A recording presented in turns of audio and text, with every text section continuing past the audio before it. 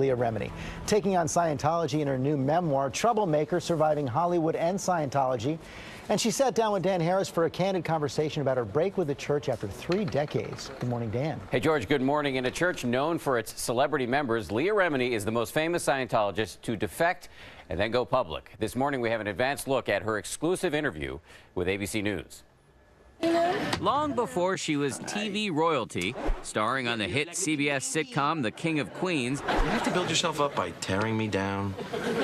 Yes. Leah Remini was a child who joined Scientology at the behest of her mother, who, to use church terminology, brought her daughter into the faith and put her on course. What does that mean, go on course? So you learn how to apply the techniques of Scientology to yourself and others. So for a kid who was always looking around, comparing herself to other people, Yeah. to be part of a faith where you had a mission to save The planet. save the planet. That must have been a big deal. Yes, and because Scientologists view children as spiritual beings, you're not treated as a kid. So you're given a lot of responsibility. Your ego becomes extremely inflated. Leah would go on to be an active member of the church for more than 3 decades. I love it. I love being involved with it because then I feel like I'm a good person.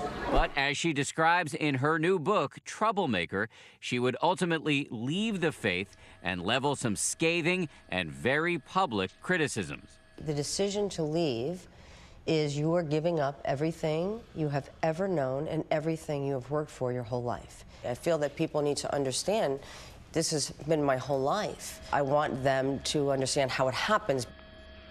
It is quite a yarn. She has a lot to say, and we're going to have much more of the story behind her decision to leave and publicly criticize the church in which she was raised tomorrow right here on GMA. And then you can see our full exclusive interview Friday night on 2020. Her whole life. Her whole life, much of it. Yep. Okay, Dan, thanks very much.